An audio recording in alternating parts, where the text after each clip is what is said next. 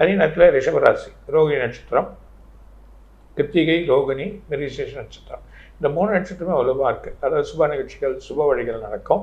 பண வரவுகள் எதிர்பார்க்காத அளவுக்கு இந்த பண வரவுகள் வரும். ஆட்டோமேட்டிக்காக அவங்களுக்கு வழி வந்து ஃபில்ஃபில் ஆகிறத நம்ம பார்க்கலாம். அது இல்லாமல் மனசு சஞ்சலங்கள் இருந்தது, அந்த சஞ்சலம் நல்லா ஆகிடும். கணவன் மனைவியோட ஒற்றுமைகள் நல்ல வழி வரும்.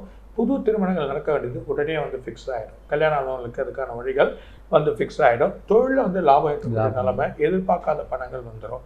3வது வந்து இவங்களுக்குள்ள, அதாவது உறவுகள், அதாவது என்ன சொல்கிறேன்னா அக்கா தங்கச்சிகள், அவங்க உறவுகளுக்குள்ள சண்டையாக இருந்ததுலாம் அந்த பிரிவினை எல்லாம் மாறுத்தன்மைகள் வரும். 3ஆம் இடத்துல செவ்வாய் போய் உட்காந்துருக்கார். அந்த வலுவான உட்கார்ந்துருக்கனால ஒரு பெரிய பலனை இருக்கிறது, மறையக்கூடிய தன்மை தான்.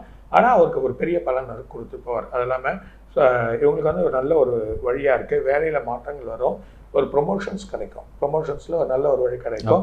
இல்லை சேலரியில் கொஞ்சம் ஹைக்கு கிடைக்கும். அந்த ஒரு இது வந்து ஏற்படும். அது இல்லாமல் இடம் வாங்கணும், சொந்த இடம் வாங்கணும், அதுக்கான வழிமுறைகள் பண்ணணும்னு நினைப்பாங்க. அது நல்லபடியாக ஆகிடும். ரோகங்கள், அதாவது சளி சம்மந்தப்பட்டது, இடுப்பு கால் அந்த வலி வரும். ஷோல்டர் பெயின், இந்த மாதிரி சம்மந்தப்பட்ட பெயின் வந்து சரியாயிடும். வயசானவர்களுக்கு மட்டும் இந்த சக்கரம் தான் கொஞ்சம் கேர்ஃபுல்லாக உணவில் எடுக்கிறது நல்லது. மற்றபடி எந்த ஒரு பிரச்சனையும் இருக்காது. ஆனால் பெருமாள் ஒவ்வொரு வெள்ளிக்கிழமையும் சுக்கரனுக்கு ஒரு அர்ச்சனை பண்ணணும். பெருமாள் கோயிலில் போய் விளக்கேற்றணும். அது ஏற்றணும்னா பெரிய பலன் காத்திருக்கு. அதாவது ஒரு லேண்டு விற்கிறதோ இல்லை ஒரு இடத்த வாங்குறதோ, ஒரு பொசிஷன் பண்ணுறப்போ பெரிய லெவலில் எடுத்து அப்படியே விட்டுரும்.